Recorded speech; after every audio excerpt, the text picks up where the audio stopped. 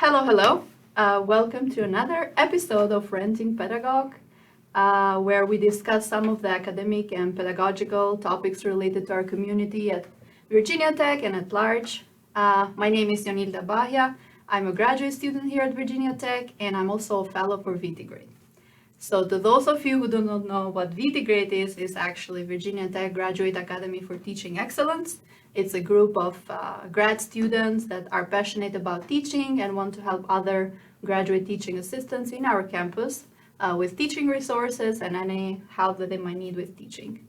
So before I introduce my guest today, I would like to clarify that the opinions that we share here are our own opinions, that they did not per se reflect Virginia Tech, VT-Grade, or any other organization or institution.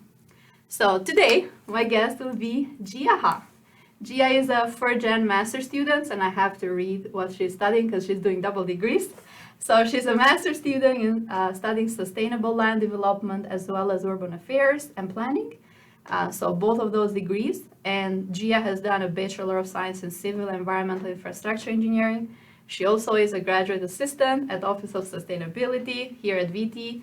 And she's involved in so many other several leadership, education, and development initiatives here at VT, which we'll explore during our conversation, and I'm very excited about that. So welcome, Gia. It's a pleasure to have you here. Thank you. Thank you for having me. It's always nice to talk and connect with more people on campus. Absolutely. So I would like, we have crossed paths through VT-Grade, we've met there, but I would like to know a little bit more about, briefly, your background and what path kind of like you took in life to bring you here at grad school, and how your educational background kind of like helped you with that. Yeah. So I'll start by saying that I think my educational background might not follow the traditional engineering background as a lot of other engineers might typically expect, but I'll start with a little bit information about me, where I grew up, and it's kind of the influences that I had as a first-generation college student. I grew up in Falls Church, Virginia, which is in Northern Virginia, and has a very large immigrant population, specifically a lot of Vietnamese people from who were a lot of refugees from the Vietnam War. So those were my parents as well. They came to this country with a lot of difficulties and a lot of trauma, and so things were very difficult for us growing up when it came to certain things. But I got a really good influence from my dad for education, because every night I remember seeing him read, and that for me was like, well, my dad likes it, so like it must be really awesome. And that's kind of where my love for education started, seeing him read.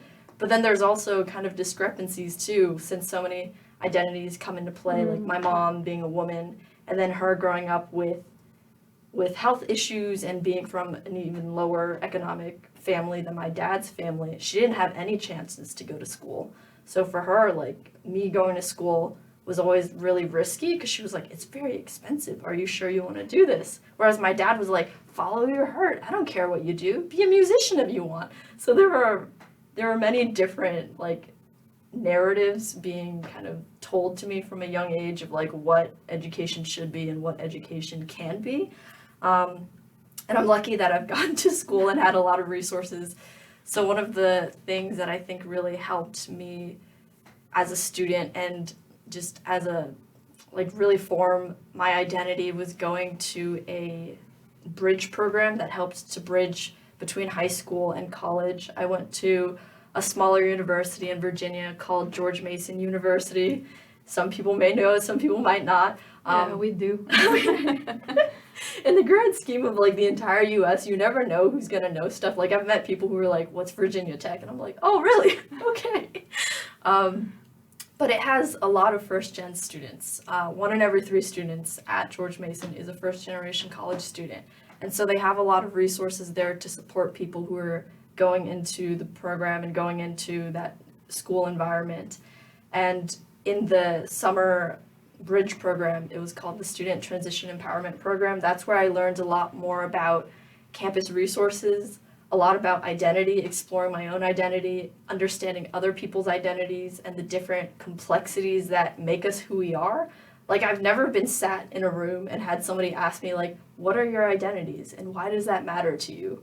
Because at least, I don't know what your experience was, but in elementary school and like all of my public school education, it was always like, okay, you are Asian, but nobody was ever like, what does that mean? how does that Right. influence who you are and the decisions that you make and like how you appear in certain spaces. It was a little colorblind, I would say, even though I grew up around a lot of diverse people. It wasn't something that was really acknowledged a lot in the classroom. I see. That's very interesting. I mean, I grew up in Albania, so we didn't even have the question of what's your identity, because everyone somehow is all Albanians. So I learned about differences when actually I grew up, and kind of like through internet and social media, I saw that the world outside there is different. And then the question of identity started raising more when you move to a Western culture, kind of like US. So I totally have like a different path in terms of that. But yeah, I can somehow like relate with challenges that it comes when, especially you are like a first gen and trying to kind of like walk this path that probably role models in your life haven't. So you mentioned that like James Madison University has been very helpful with it, and I know that that's a bachelor degree, but here at VT you are a grad student, Yes. and that's a whole another thing with its own challenges. So how did you find yourself here? Like, did you have resources supporting you? How did you navigate your space here as first gen student, as also a grad student? Yeah, and just quick correction, it's George Mason. Oh, okay. I know, no, you're good. It's like all, older white men, founding father type stuff. Like, it's very easy to get confused. I think so going back to your first question, I think it ties really closely with that. Like, how did I navigate stuff? So I kind of touched upon the undergrad aspect, but because I was involved in that program where it was very much about identity and diversity and inclusion, I applied to work at a diversity office, and then through that opportunity I got a lot of really amazing resources and mentors who continued to help like foster me as a person, and they encouraged me to check out certain leadership opportunities. Like we have like a week-long leadership retreat for all of our students to attend if they want to, and they're like, we'll pay for you to go, just go. And so that kind of got me interested in leadership and all of that stuff. And then I ended up also applying to work at a leadership office. And I say all of this stuff because I think that's how I got to where I am today, with doing some education that's more interdisciplinary and appreciating that interdisciplinary nature. Because my undergrad degree was not just studying as a civil engineering student, but it was also a lot of community engagement outside of the classroom and talking about leadership and ethics and diversity and inclusion, and that really made me who I am today and made me value what I value today. And I remember in undergrad being so confused about how I would go forward with my career. Like, it felt like one side was very technical, whereas the other side was very social, and I was like, I don't see where they mix together, But like, I got a job as a water engineer, and I really enjoyed it because it mixed some of the aspects together. I got to do work that helped to provide clean drinking water to the communities all around Virginia, and that was really important to me because my parents grew up with a lot of water insecurity issues, and like, growing up in a developing country, that's something that a lot of people experience. And so that like kind of fulfilled that aspect of like the social impact. And it had the fun technical side of like, ooh, I'm doing math and like, using that part of my brain. But the reason why I came back to grad school, and one thing that's helped me with grad school, is like, I felt that when I was doing that work in a private consulting firm, it was always about doing the project right versus doing the right project. And so like, I didn't feel like the projects that I was doing were connecting as much with communities or making the types of impacts that I wanted. And so when I navigate my graduate career now, I'm always thinking about what impacts do I want to leave on the community, and what type of projects do I want to do, and am I doing the right project? Am I making the impacts that I want? And so that's helped me to navigate to like my involvement with the Ep3 community here. That stands for Asian Pacific Islander Desi American, for those of you who might not have heard that before. And also some of my work with sustainability. I work at the Office of Sustainability, which is something that I really enjoy. And so it's really influenced the different decisions and choices that I've made for how I choose to spend my time. that's very impressive on being so mindful and intentional on like the next steps you take in your career. And I really like find it amazing that you're so focused on the impact that your work has. Because sometimes we do not think about it when we go through the motion or what's the next step. Depends on where you are in your life. So very, very impressed about that. And I know that throughout this journey, we do need a support group or people that cheer us up or people that we'll call family. You mentioned a bit about your story with how your own family kind of like inspired you to pursue education. But how did you find your own community when you moved here? Like, how did you build that so you took on so many leadership roles, initiatives? Like, what were your steps? When was that moment that you said that this is something that I need to do because it's helping me grow as a better person or like on what I'm doing? Right. The whole question of like how do you find your niche and your community is so important. And I'll acknowledge that like right now I feel very connected to the community. I'm involved in a lot of different organizations and I have that sense of belonging, but it took me almost an entire year to feel that. So it takes time. It's hard. Like it doesn't happen overnight. And it was really difficult for me, at least when I was starting school. I was still working full time while doing school that first semester. And with this, so I started in fall 2021. And so we were still in the very, like, it wasn't like the hottest parts of COVID, right? Everything wasn't online, but it was still very much like mask up and social isolation and stuff. So acknowledging that there are all of these barriers on people in terms of time and like physical barriers too. It was really hard for me to connect with my peers and make friendships and connect with my teachers and make those relationships to understand more about my field, because after class I'd always be zipping home because I'm like, I gotta go to work.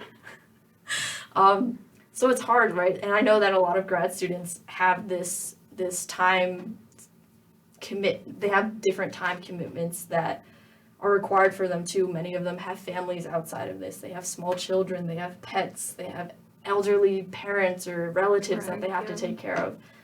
But I always try to think about this one phrase, like you get what you give.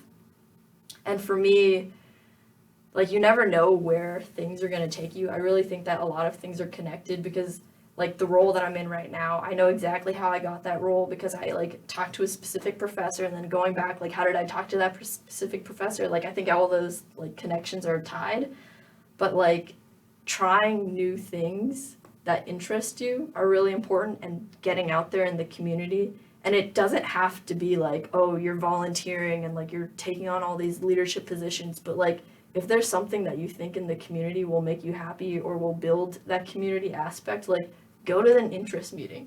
And like sometimes it's just an hour, you know. I think most of us can carve out a little bit of time in our days to go to an interest meeting for an hour. And that's kind of the first step, I think, for students. They often think, oh, I have to do all these things, but sometimes it's just showing up and being in the room and being consistent. And when you are consistent, like people remember that. When I first moved to Blacksburg, my partner started grad school first, and I was still working remotely at that time, and so I was living here for a full year at home, working by myself, didn't make any friends, and he forwarded me one of the GLC newsletters saying, hey, there's like an Asian group that meets on Zoom, and it was for the Ep3 caucus, which represents like faculty, staff, and grad students. And so I just joined the Zoom meeting and I went to their meetings for like a whole year before I was even a student. And then by the time I was a student, because they already knew me I attended their monthly meetings. When I did start at Virginia Tech, they were like, hey, by the way, we have an opening for like a graduate student liaison. Would you be interested?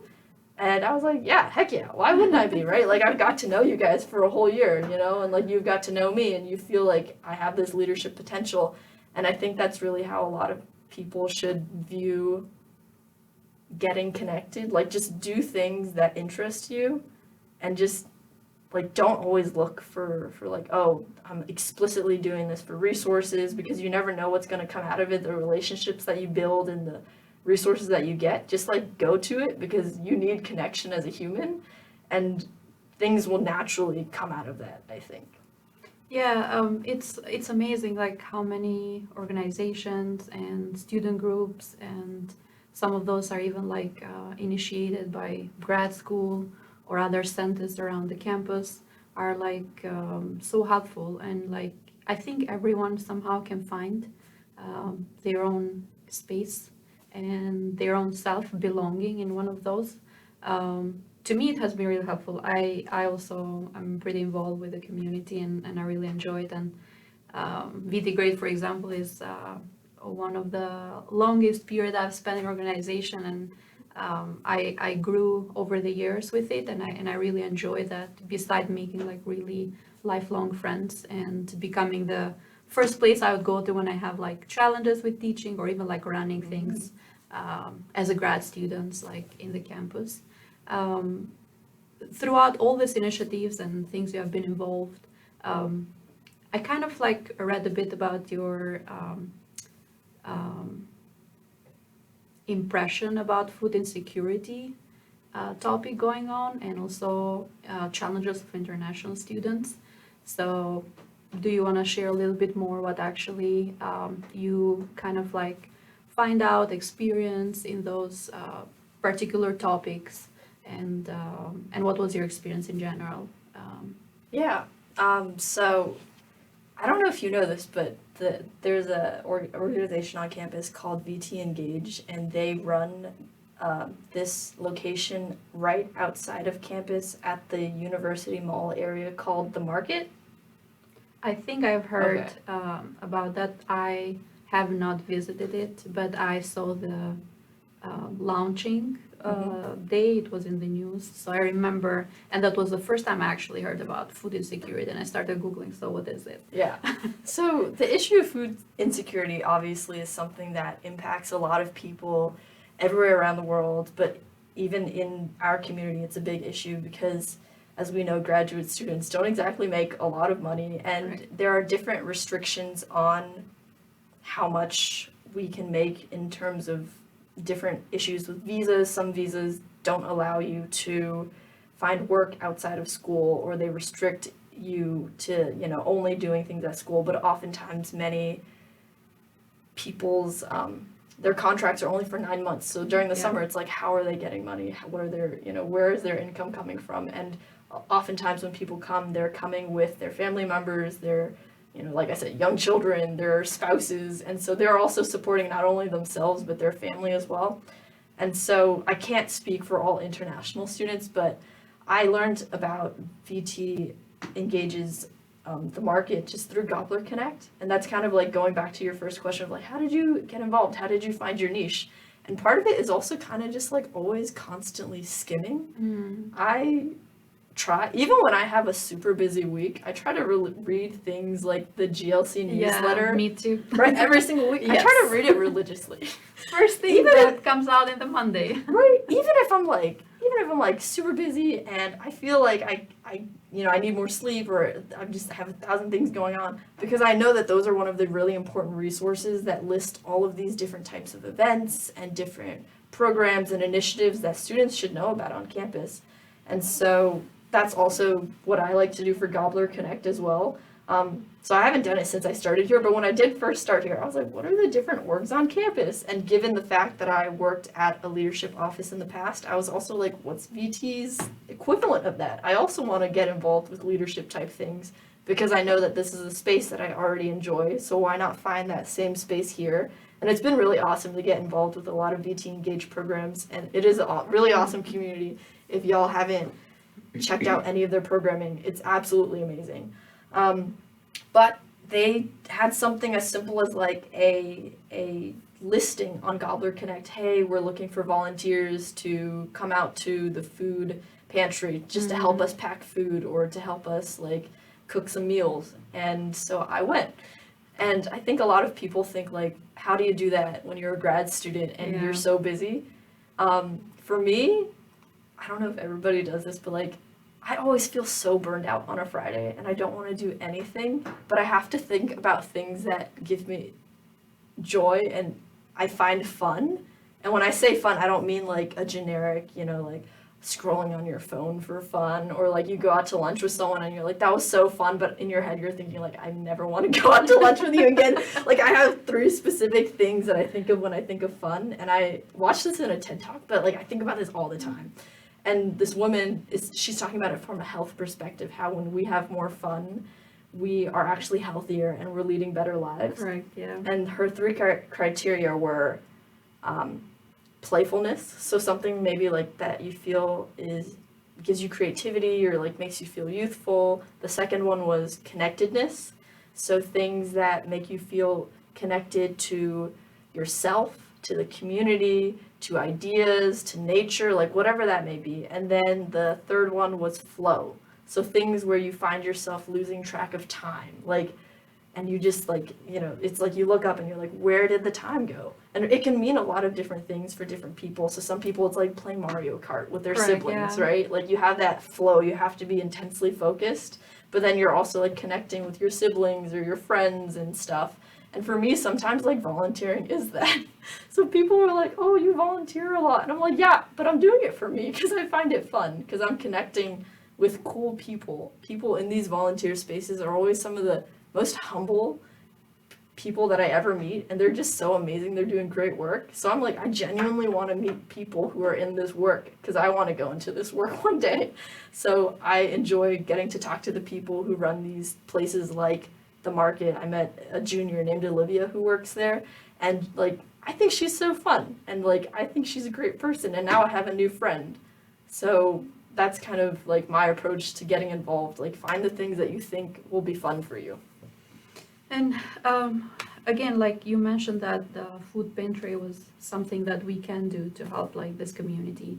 I don't know, have you thought of anything else that probably can be done to improve either international students' life here on campus, or their experience as grad students, or students that are having issues with food insecurity? Yes. So I don't know, ideas that might have run in your mind, Yeah. like being so involved with Yeah. both of these. And sorry if I'm kind of like rambling. My brain just goes into 1,000 directions. I didn't even talk about all the food pantry stuff. So I guess a little background about some of that too, in case there are grad students out there who like don't know about this resource but really should know about it. They try to feed about 115 families or individuals per week. And one of the facts that I found really enlightening is that the majority of their recipients who go to the food pantry are international students, and most of those international students are in the Ep3 community. So that to me is like, wow, this is an issue. And like this affects, well, I'm not an international student. I'm like, these are my classmates, these are my peers, these are my TAs, you know, these are my students, this matters. And I think it's really hard for us as students to kind of grapple with these really wicked problems like food insecurity, because it's like, how do you solve food insecurity? It's so complex. But I think the answer is community engagement and community building, and like creating these like different types of capacities and leveraging the existing communities that we have to create new initiatives that help bring awareness to these issues. So one of the things, for instance, that I'm working on right now with the Ep3 Caucus, and as my Diversity Scholars Project. So have you ever done a Diversity Scholars Project? I follow them regularly, so I'm aware. Okay. I think I applied once, but it didn't win, because you have to win, right? Like to be able to So develop your project throughout the year. So I did apply once, and yeah, I'm familiar with like what they do, and they do amazing things. Awesome. I never want to like preach to someone about some like program if they've already heard about it, but so I'm on my second Diversity Scholars Project. I did one last year, and then I'm doing one this year too, and both have been focused on the Ep3 community, since that's like the community that I'm most impacted by. The first year was doing a mentoring program for grad students who are specifically in the Ep3 community, so connecting students to faculty members all around campus. And it wasn't just Blacksburg students, but it was also students in our other campuses like Roanoke and Nova as well. And that sense of belonging, I think, is really important to like build that community and you talked about how when you found your community, like when you have an issue and you like feel like you're in trouble or you feel like you need help or just need a sounding board, you know who to go to, right? And so helping to build that sense of community is really important for retention and people's overall well-being and sense of like belonging. So that was something that I did in that program last year as my diversity scholars project. But this year I'm working with the Ep3 caucus to try to understand some more of the data at Virginia Tech. And we have a lot of data in the background with our like data commons about how many Ep3 students we have, or I mean in general, like what the different demographics of students are. But like as a student myself, I don't know all the different types of students, right? Like I don't know how many of we have big pictures of aggregated data, like how many grad students are Asian, how many undergrad students are Asian, but I don't know the different demographics within that, and somewhere out there, I think they exist. But they do. I think grad school and also Cronwell International Center do have data about demographics of the students. Yeah. Especially for international students, Cronwell had, I'm assuming, a very rich data set of like the groups of students, are they undergrad or grad students, and all these subcategories that go with it.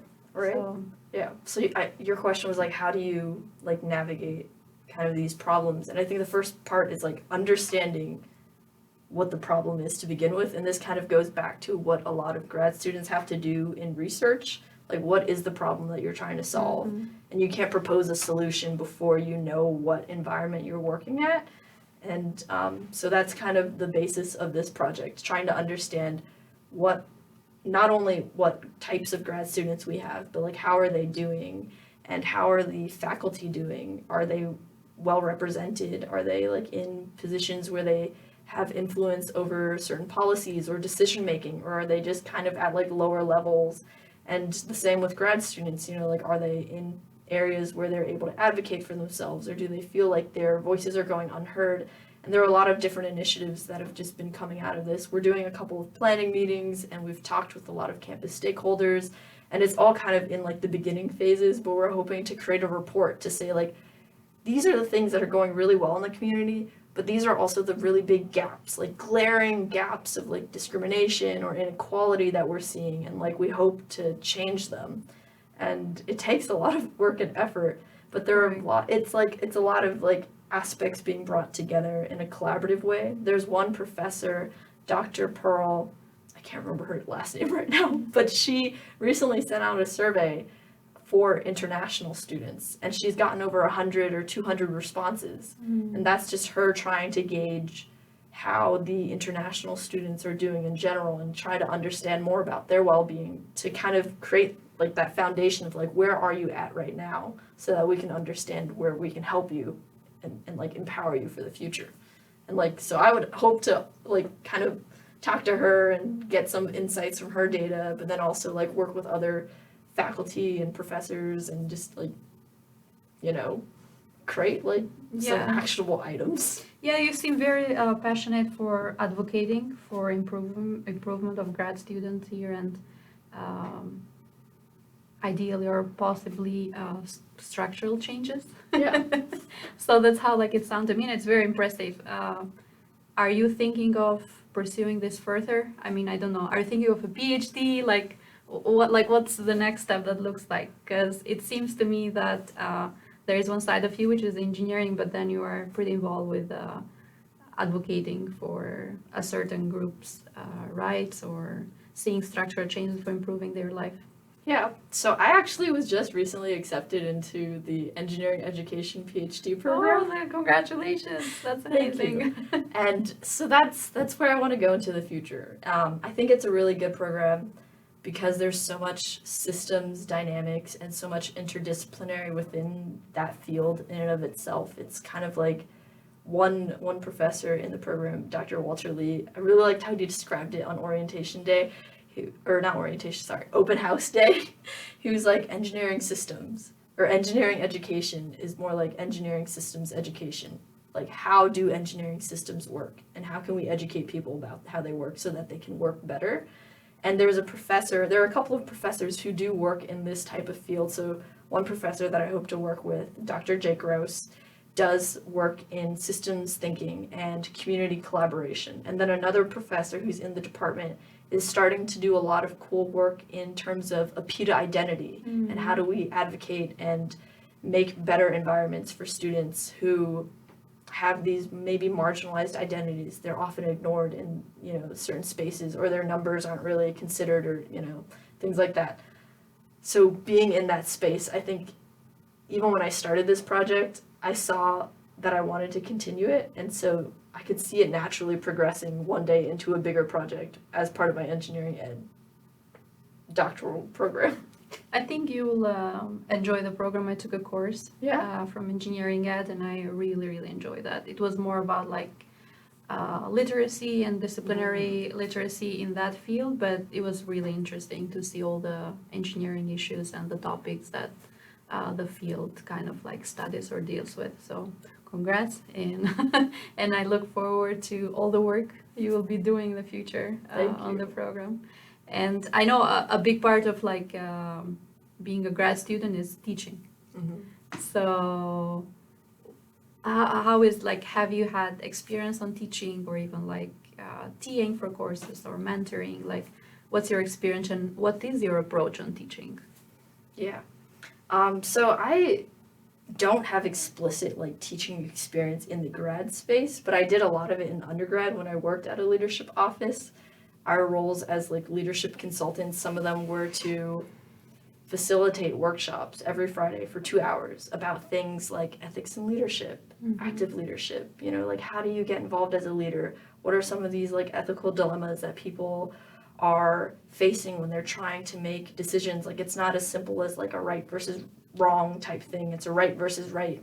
Like, for instance, international students going to grad school, a lot of them are leaving people behind, and they're like doing this new endeavor that's very scary, but that's not wrong. They might leave, like, I know some friends who had like small babies that they left behind, but like it's a sacrifice that they're willing to make today in the short term so that in the long term they can provide more for their families. So kind of grappling with those right versus right decisions that people have to make, and acknowledging that like we all come from different spaces and that we all have different backgrounds is, I think, something that's very important to me when I'm trying to do teaching or facilitation, trying to build that sense of belonging so people instantly feel comfortable in a room and feel like you're there to help empower them and like support them, versus in some spaces I've been in, I'm sure you felt this too, some classrooms like you're in it and you're just like, I don't know if I can ask a teacher a question, like they're gonna think that this is a stupid question and like I can't ask, and like after class the teacher's like, anybody have a question, and it's just crickets, right?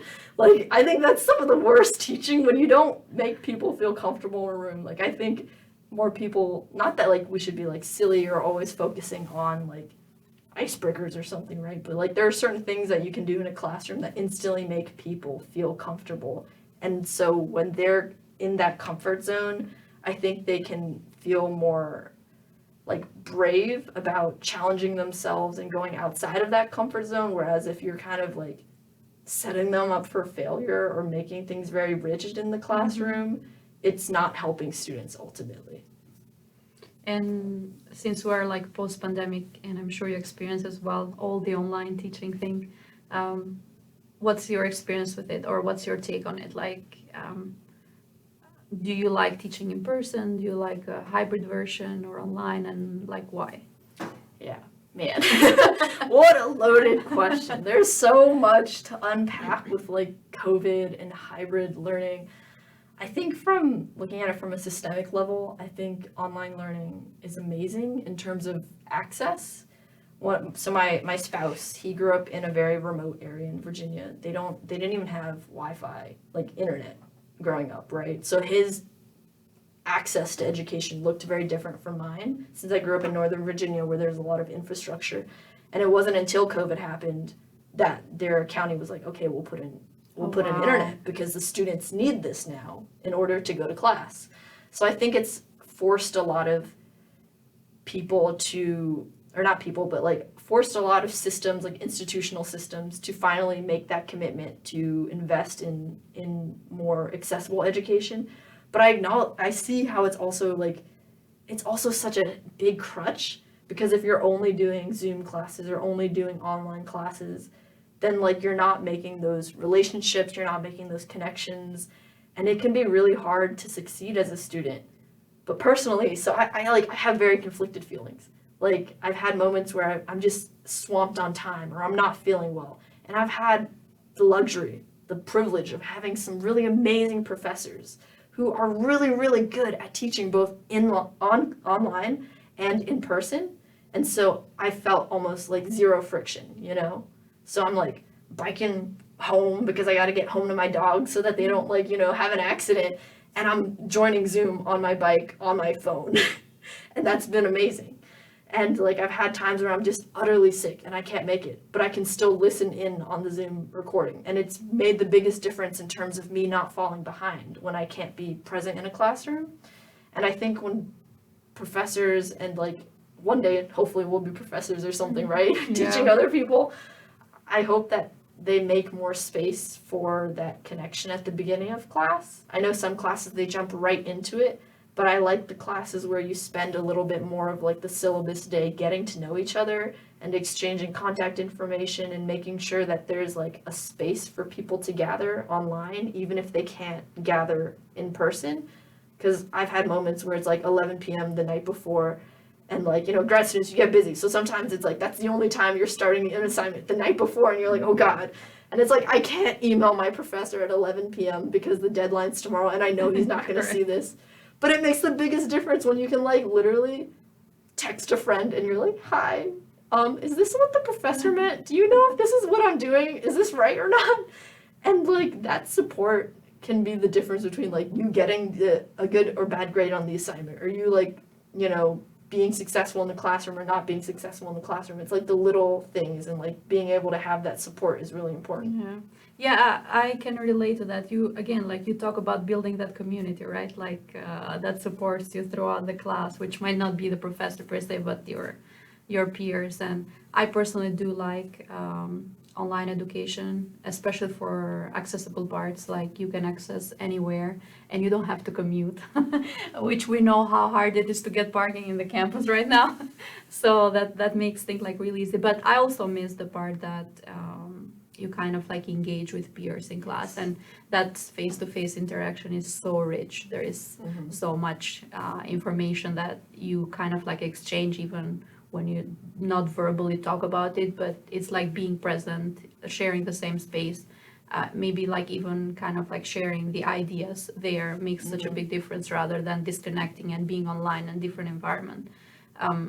Even like setting up groups, it's so hard when you're online compared to in person, because in person you're like, sometimes it's you're grouping with people you are sitting next to. Exactly. It just comes naturally. And then online it's like, well, I don't know, you have to write a background. And so I can definitely like relate to that part of maybe spending a little bit more time at the beginning of the course and building that community makes such a big difference. And something that I also think it's so helpful is to also teach people how to work in teams. Like we do group projects, but in my experience, I haven't encountered courses where professors take time to kind of like go through how you can work in group, because especially for undergrads, I would think, and as a TA, like especially being a TA, where like we assume that they might know how they work in group, but actually some of them are coming from high school. Yes. And it might look very different on the project they do. So taking some time to kind of like walk them through rather than seeing that they are falling behind and you don't know why. It might be like a preventive thing you do, making sure that everyone has pretty much the same start on the group. So yeah, I think those will be like really helpful to spend more time at the beginning, and maybe if you have a group project to even like teach a little bit more how to work in groups, because we assume by default that we do because we interact with people, but actually that's not when you are in a professional settings or when you work in like certain project where you have to exchange ideas and work. So yeah, I relate to that. And you mentioned that you don't have much of like per se teaching a course, but have you had an experience of grading? Because this is such a hot topic for grad students. Like they always have so much challenge with it. Like for years and years, especially being in VT grade, we have feedback from members. They're like, we want a workshop on how to grade, because this is so frustrating and it takes so much time, and it almost feels that drains you when you make those decisions of like how points go here, how points go there. And I know that grad school is doing workshops for effective grading, like the GTA workshop, where it has a bunch of other workshops in it on helping grad students that want to teach to kind of like become better teachers. So the main thing is grading. So I just wanted to know, have you had an experience with it, and how do you approach grading? Like, Yeah, grading. are you a strict grader? I think it depends. It makes me kind of think, and like this kind of ties back to like the other question that you had, and like some points that were really key that you brought up, but like it really makes me think about emotional intelligence with the whole teamwork aspect. And I think like oftentimes like grading is, you, even if it's just like, I know some groups it's like you have 4 TAs and then it's the professor, but some it's just 1 TA and the professor, right? And in theory it's like you're kind of a small team. And I don't know if a lot of people encounter this, but like sometimes there are miscommunications, like you grade super easy and the professor's like absolutely destroyed a student, or it's the opposite where you've like absolutely ripped them apart and you give them like a, you know, a bad grade and the professor's like, what, I gave them an 80. You know. And so it's kind of like that aligning expectation part and like the communication part and like the emotional intelligence. Not everyone comes in with like that same baseline, I think, of like emotional intelligence and how to collaborate and how to work in a team. And like I think culturally a lot of our differences influence how we show up in a space too, in grad space. Like we can't ignore the fact that like maybe, you know, if you're from a country where the ways we view leadership might be different, you know. There's this one artist, she has this piece that she did. She was an international student from China, but she studied in Germany and she did art, and I can't remember what it's called, but like she has just these different like pictures side by side showing the differences in cultures, and one was leadership, and it shows in the US like all these stick figures and they're all the same height, but one person's like a different color, and so that's like, that's leader, you're all kind of at the same height, right? Like the whole concept of calling a professor by their first name threw me off so much. Yeah, I can relate to that. Right? Yeah, I can Growing relate up to in that. an Asian culture, it was like you treat older people with respect. If you don't, it's disrespectful, like Yeah. all these things, right? So I could imagine if you come from an Asian culture, like it's harder, it might be harder for you to ask your professor, like, hey, is this what you want? Or like, you know, to like approach them all the time. Whereas they might be coming from a Western perspective and they're like, oh, like, you know, if you have an issue, you're coming to me proactively and you're like coming with your questions and like I don't need to be as hands-on or something, you know. So like I guess just having those conversations at the beginning of like, what does this look like?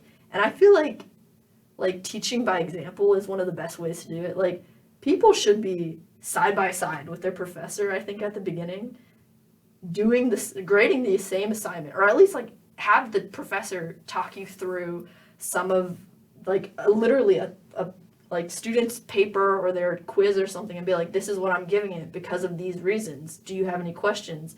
And then like kind of like after that initial workshop together, then like letting them go on their own. But then if you have questions, like going back and making sure that it's always like that constant loop of communication. Right. But it can be hard because that's like the ideal situation, Yeah, right? yeah. But there are professors out there Yeah. who are like, no, I'm busy with research, or like I have kids and I don't have time to meet with you a lot. So it's like trying to understand how often you have to reach out and communicate. Like sometimes it is the grad student who has to constantly go to the professor to ask for help. And sometimes it's like the professor that is always like, you know, expecting certain things, but like that lack of communication. And it's also hard, I think, to evaluate people. I haven't had formal experience having to grade people because all of my teaching experiences were always more seminar style, like, you know, where people just come in and there's no like homework. They just come in and we just do certain facilitations. But I am part of a Toastmasters group. And have you ever been involved in Toastmasters? No, but I know what they're about. Okay. And I was very happy to see that they had one in Blacksburg. But, you know, you can't balance so Yeah. many things at the same time. So Yeah. I couldn't make to their meeting. It's a lot. But so Toastmasters, for people who aren't aware, there's like one part that I think a lot of people from the outside know. It's like public speaking and Correct, getting yeah. more comfortable. But a really important part of Toastmasters, at the end of every meeting, it's about evaluation. There's like 3 different sections. There's the like planned speeches, then impromptu speeches where people can like get a chance to just kind of learn how to speak on the fly. And then the 3rd section is just on evaluating the speeches and people's like impromptu speeches. And I think that's such a big part of teaching as well, knowing how to evaluate people. Because I've gotten feedback from people before where it's like, it's only negative things. And I've done that before in the past too. Like when my brother would ask me for advice, I'm just like, I guess like slamming into him with all the negatives. Because I'm like, I want you to do well. And that's my mentality, right? I'm like, I want you to do well. So I'm going to be really critical because I want you to grow from this. But like looking back at some of the experiences, I'm like, oh, I might have crushed his spirit a bit, you know, might have been a little too harsh.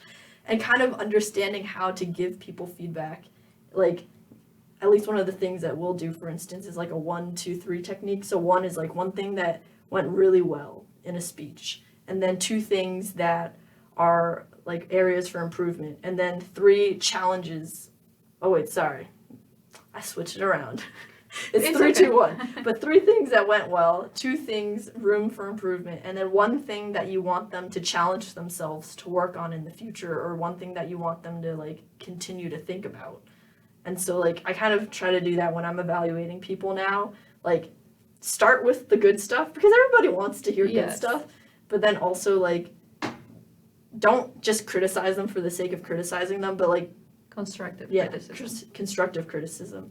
And then, like, challenge them to change something that they're doing, or challenge them to, like, try something new.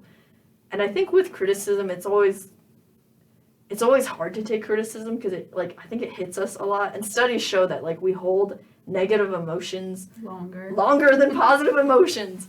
So, like, you know, if you win $100, that's a certain level of emotion. But then if you, like, lose $50, that's the same level of emotion. And you're like, that doesn't make sense. That's only half the amount. But, like, it hurts just the same. Yeah, and I can relate to that, because as grad students you really have to develop a thick skin for criticism, because especially starting your PhD, like usually it's all about criticism, like wanting you to be better. So you will hear more of a criticism in grad school rather than like what you are doing good. But I think as long as it's constructive, and as long as you see yourself grow and progressing, I think it's something like really good, and it's like a gift you usually get from other people. Right.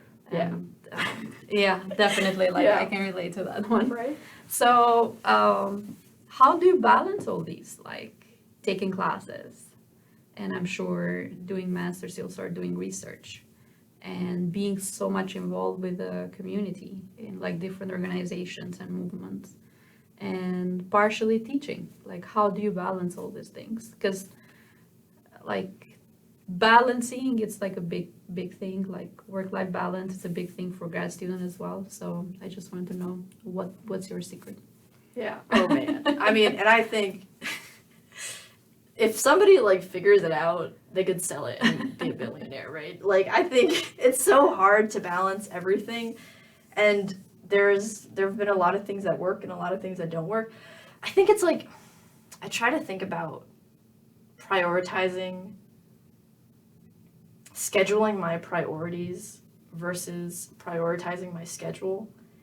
And it can be really hard to do that, right? Like, it seems like we have to go from like this thing to that thing, and we're so busy all the time, but really trying to make time for things that give us joy, kind of going back to that fun aspect, right?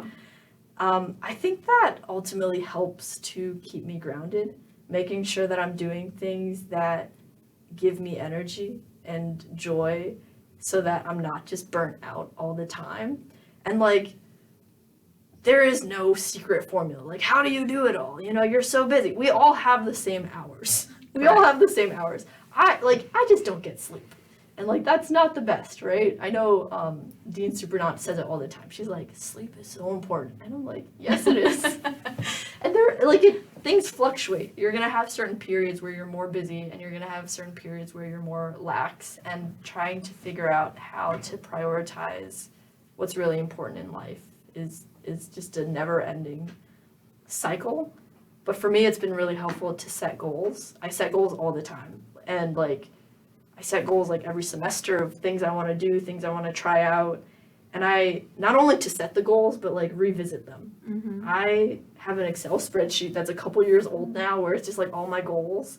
And I also write letters to myself. I'm super corny. Oh, I'm super corny. that's interesting. Every birthday, I write myself a letter, and I kind of like, I reflect on things. I'm like, how are you doing? How are you physically doing? How are you mentally doing? You know, financial, like all the aspects of well-being. And I'm like, are you enjoying where you're at? Are you like, can you see yourself here long term? And sometimes the answer is no. Like during COVID, I was working remotely. I wasn't at Virginia Tech. And my birthday is in November. So like me in November 2020, writing this letter to myself, I was in a horrible place. I just was not enjoying life. And that like constant reflection period always kind of gives me that like kick in the butt to change things. So I think like as a grad student, you're never gonna have everything figured out, but like the ability to constantly course correct and understand what's the most important and try to figure out how to say no and cut out the things that aren't giving you joy and making that jump to things that do give you joy. Like quitting my job was really hard. It was really scary. I was like, I like making engineering money. I like, you know, the general routine that I have, like 9 to 5 and you're done, right? You get to have hobbies and stuff. Going back to grad school, you lose a lot of that. Yeah. So it's like, it's, you know, I think it's about the trade-offs. So not only setting goals and recognizing these trade-offs, but trying to reevaluate them constantly and revisit them and just always keeping yourself accountable to yourself. It's really hard to compare yourself to other people when you see people doing really well, like they're doing all these things and you're like, oh my God, why can't I do all those things and look like, you know, amazing or like get sleep. I knew somebody who would always get sleep and he would wake up at 5 a.m., go to bed at 9 p.m. and I'm like, oh my God, that's amazing. But looking back, I'm like, we made different choices and it's all about the different choices that we have. Like my partner goes to sleep early all the time. And like he used to be really stressed in undergrad too about certain things with leadership stuff. But because of that, when he came to grad school, he was like, I'm doing nothing. He's like, this is a deliberate choice. I'm not gonna get involved in anything. I want to be relaxed and I want to play video games and I want to just like have fun and like have time for family. So he like purposely had to choose that to not get involved. And so like it's all about the choices that we make and there's this trade-offs with everything. And what are some habits or routines you have built that has helped you during grad school? Okay. Probably you So were not many. doing that when you were working because you had more time. But once you started grad school, you were like, there needs to be some changes here. Yes. Oh my gosh. Well, I don't know if this is specifically a habit, but kind of more of like a mindset. And it's like, how do I word this? But like, there was this one quote I saw where it's like, doing something half-assed is still worth doing. Kind of like we have, I think, a lot of grad students, and this is me generalizing, right? But like, grad students typically like school because they came back for more school. And a lot of grad students typically are very intelligent. Like I grew up where I was always in like the honors classes and the gifted classes and like your mentality of like perfectionism gets kind of like warped and like your mentality of self kind of gets warped into like your idea of like your grades and doing well and being perceived as smart. And so like I was always afraid of failure. Like I was like, public speaking, can't do it, right? Like if you talk to high school me about doing a podcast, I would have been like, no, what? But now I'm like, I love talking to people and like I feel more comfortable doing it. But anyways, the mentality of like, just do things. You're gonna be bad. Like anything you start when you're starting at the beginning, it's gonna be bad. You have to acknowledge that like you're not gonna be good at whatever you first start. But being comfortable with not being good is really important. And like, it's still something that I struggle with all the time. Like I'll right now I have an assignment due tomorrow and I'm like, I don't know what I'm gonna say. And like, I want it to look really good. I want to impress the professor. I want this to be good quality work. But the reality is sometimes you just gotta push things out. Like you just gotta get that shitty first draft out because it's more about getting the work done than like getting it done perfectly. I see. There's this one book called Fear and Art, and I like this story a lot. there's a sculpting professor who has 2 classes, and in one class he gives them like this, like, so in both classes they get the same amount of clay, but in one class he tells them you need to make one piece at the end of the semester, and that's all I'm grading you on, this one piece, and it has, like, that's all, you know. And then in the second class he tells them you need to make as many pieces as possible. There has to be a certain weight limit, you know, like you can't just make these tiny things and call that a piece. But like, I don't care what it looks like, just make it. And I'm just gonna grade you on the quantity, the amount that you make. And the end result was that, like, the first class spent so much time theorizing, thinking about it, you know, and like kind of just like exploring and not really doing a lot, because they were like, oh, I'm making one piece, so I'm just gonna make like one big piece, you know, and like they kind of like catastrophized it, and they didn't get to really start doing it until the end, and so their pieces looked like shit. It didn't look good. Their pieces did not look like, you know, because they weren't like constantly doing the work, whereas in the second class they were experimenting with so many different styles. They weren't really as worried about the actual product, but it was more about the learning, and they got to like try out so many different ways of doing things with the clay that by the end they kind of understood what they like and what they don't like. And so like for me, when I'm trying to do work, and like a habit that I'm trying to build is like, just get that shitty first draft out there. Just do it. It's gonna be bad, but like you've done it, and that's not gonna be your last draft, but like you have to start somewhere. And I think that's also a really good way of teaching students as well, taking some of that pressure off of them to really perform in certain ways. Like I know a lot of things that we talk about in engineering ed is like how in engineering there's so many high stakes tests, and students freak out about it and they don't do well, and they don't even necessarily measure whether a student has truly learned or not. It's just like this big test, and we do it because oftentimes these classrooms are very large, so we have, as like, you know, on the grading side, it can be really hard to turn around grades in 36 hours when you're trying to grade 100 students, right? So sometimes we have to resort to high stakes tests. But if we can make classroom spaces more comfortable where people feel like they can explore and be creative, and that they're gonna get a good grade as long as they learn, and so they're encouraged to keep trying, I think that is really important. Correct. And I think I also have heard about this book that you mentioned. It's pretty famous, and I think psychology uses it as a case study. So when you mentioned it, I'm like, yeah, I know like what she's talking about, and I think it's so important. I have taken courses where professors would usually like chunk up the work in small deliverables, and it's so easy to kind of like deliver the work and not get overwhelmed, rather than just a big paper at the end of semester, and then you're just like, wow, I'm gonna write all this paper. It just gets like overwhelming, right? So yeah. I can relate to that. What resources you think that you haven't seen here, but you think would have been so helpful on your journey? Okay.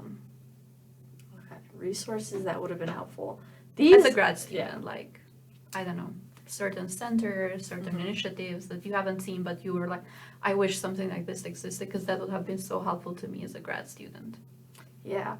I think, so some of these answers might be specific to me because I didn't get them, but like, they may exist, and it might be different between different departments, but like, starting grad school, and especially with a lot of grad students not being former students of Virginia Tech, like I came in fresh, like I didn't know the undergrad culture. I was still figuring out where buildings are. I still don't know where like half the buildings are. And people are like, let's go to Daring Hall, and I'm like, where is that? I'm always pulling up Google Maps. But like I wish there was a tour of like basic facilities on campus. And I feel really a little embarrassed about some of this stuff, but like I didn't know where the health center was until like last month, when I needed to use the health center. I was like, where is it? I'm not feeling well. I need medicine. And like some of those things we think are so simple, but like it's just like these are like certain like conversations that I wish happened more. Just what resources are out there. I don't think that a lot of students know about a lot of the cultural engagement centers, the cultural community centers, like the Asian Cultural Engagement Center that exists on campus. But those are where a lot of communities are created, being in these centers. Like in Squires, they have the Black Cultural Center and the LGBTQ one. They have one for Native American students, and then they have one for Latino students as well.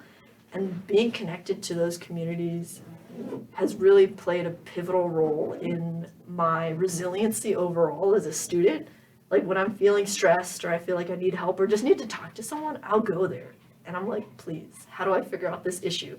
Like things as simple as how do I find out information, right? I think a lot of students don't know where to go, and sometimes that one barrier of like me not knowing how to go from like the first step to step 2 means that they never get to step 2 at all. So just knowing people who can connect you to resources is like one of the biggest things that you can gain on campus, like knowing the people, and like even if they don't know all the answers, they can at least point you in the right direction.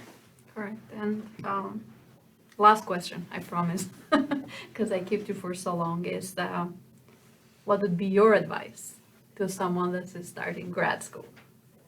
Just starting grad school. Oh my gosh. Like you want them to, thrive here in this environment, and they are fresh, and you're like, okay, here's the things you need to do. Yes. 1, 2, 3, or like advice you might have. Yeah. I think with me, and this is kind of like, I think apparent throughout this entire conversation, I really value emotional intelligence, and I really value people, and I think they're like the most important resource that you can have in life for anything, no matter where you go. So this is not only for like grad school, but like for the rest of your life. I hope people take this advice. But like find people that you really respect or who you emulate and who you think are really cool or who have a lot of knowledge in a certain field, or just, like there are certain professors where I'm like, I just want to be you in the future. I'm like, I think they're so cool. And like do informational interviews, reach out to them, actually get on their calendar, talk to them, and ask them about their experiences, because you don't know what you don't know. Like as a first gen student, there have been so many things that I've learned about grad school in the 2 years since I've been here that I never would have learned before grad school, right? And even now I'm like, I'm sure there's so many things that I don't know about the PhD program that I'm going to learn along the way. But like you can learn from people who have already gone through those experiences. So talk to them, because you never know where those conversations are going to take you, and like make that time. It can be really awkward sometimes after class to be like, to stick after class and, hey professor, can we have a meeting?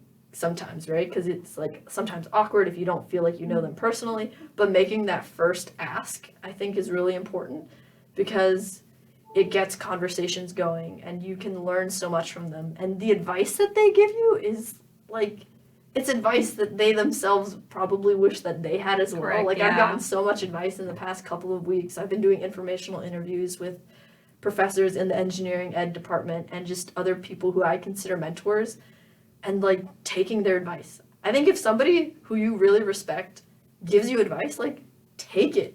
That's the biggest advice, right? Like I have had mentors who told me like, oh, you're into leadership?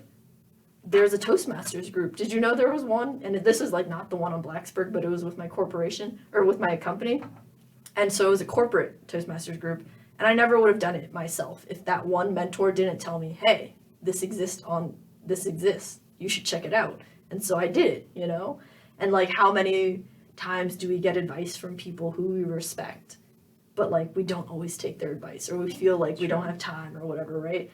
And I feel like that's kind of the whole like community capacity building aspect of like learning from other people and standing on the shoulders of giants. Like you have to constantly be seeking information and like constantly gathering information from other people who are potential mentors and advisors, and like making that follow through of listening to their advice. But then there's also the flip side, I'll say too, where it's like I've gotten really bad advice from people, and like that's kind of why I said like advice from people you respect. If you don't respect that person, like why take advice from them? Like, why would you, like I've gotten a lot of critiques from certain people, and I'm like, I don't even like you as a friend. Like, why would I listen to you, And it can be hard sometimes. Like, we talked about how, like, negative things impact you more.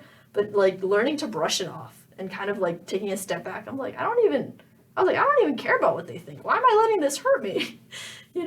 So kind of the flip side of that. Don't take all advice. Yeah, grad school does, like, a workshop on how to actually find a mentor and manage the relationship with a mentor. So that's a really good advice for grad students to kind of like seek advice through mentors and people that they respect. Well, thank you so much. It has been a pleasure to kind of like have this conversation and share some of our experience and learn more about your experience. And everyone, thank you for listening to us. And if you really like this kind of podcast, subscribe to the channel and you will be notified for the next podcast. Thank you so much. Bye. Thanks for having me.